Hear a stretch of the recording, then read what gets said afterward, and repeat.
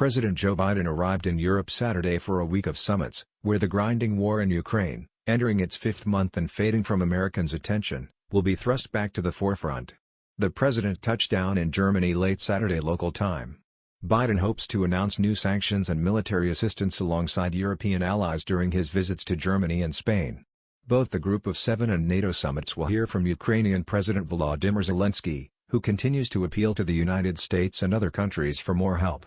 Yet big questions loom over the talks in Germany and Spain, most importantly whether the united Western response to the conflict can be sustained, particularly as leaders face the threat of a global recession and growing anger at home over rising prices for gas, food and other goods. The looming economic crisis has caused serious political problems for many of the leaders, Biden included. That has led to new conversations, and some fractures, among allies over how to bring the war in Ukraine to an end, even as it appears poised to slog onward. Here are 5 things to watch at the G7 and NATO summits, keeping up the pressure. After several rounds of Western sanctions, Moscow is feeling the pinch. But while the fighting has shifted eastward away from Kyiv, Moscow's incremental gains have led to increasing US and European anxiety at the trajectory of the war. At the same time, sanctions on Russian oil and gas have helped contribute to a surge in energy prices, leading to pain at the gas pump. And the war's effect on Ukrainian grain exports has led to a surge in food prices and the threat of a hunger crisis in poorer nations, a topic expected to be discussed this week. The ensuing political fallout has led to questions over leaders' willingness to maintain the pressure campaign as the war grinds on.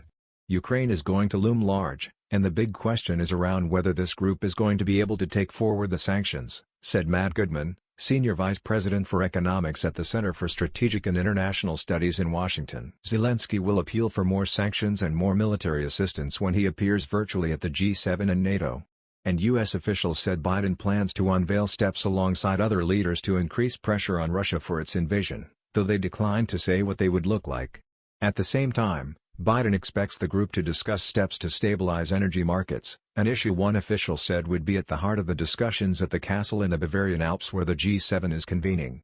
Biden and his fellow G7 leaders have agreed to announce an import ban on new gold from Russia, a source familiar with the announcement told CNN.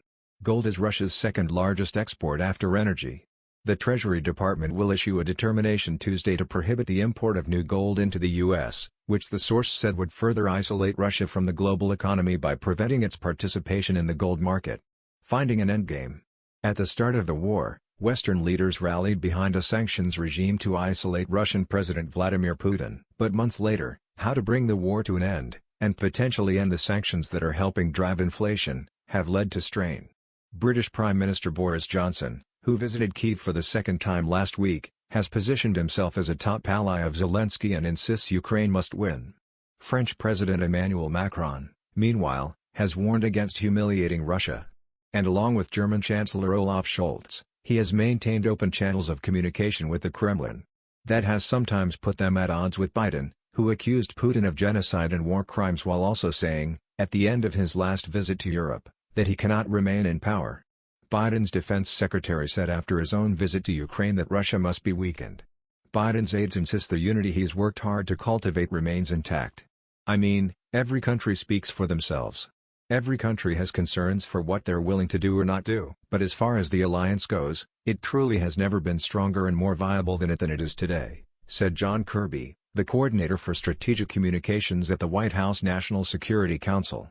Those differences could make for intense conversations this week, when the leaders will inevitably need to discuss how the conflict will end, either through Ukrainian concessions, more concerted work toward brokering a ceasefire or just months of endless fighting. I don't think anybody can know for sure, Kirby said this week when asked how much longer the war would last. Ultimately, the biggest threat to Western resolve could be fatigue among leaders and their populations at a war without a clear path to ending.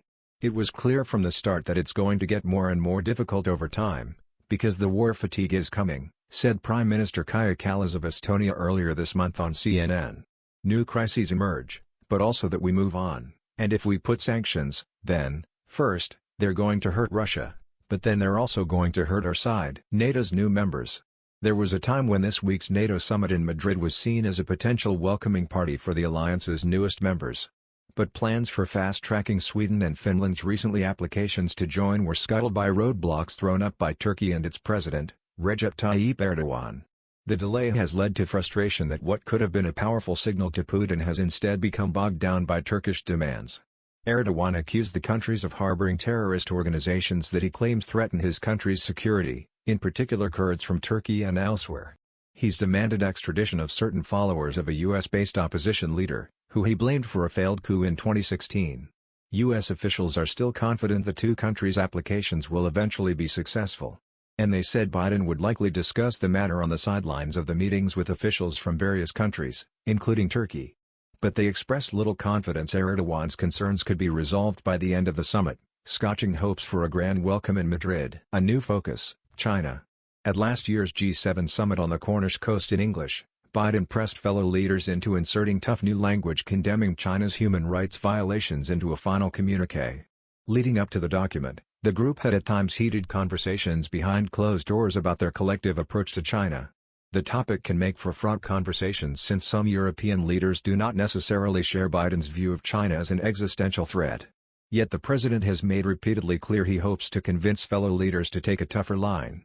And Russia's invasion of Ukraine has amplified the president's oft-spoken warnings of autocracies versus democracies. I think it is fair to say last year marked an important watershed with respect to the G7, speaking for the first time to China's coercive economic practices, a senior administration official said this week. We expect that is going to be, if anything, a bigger topic of conversation. At NATO as well, leaders will include China for the first time in the final strategic concept document, particularly the long-term challenges China poses to European security.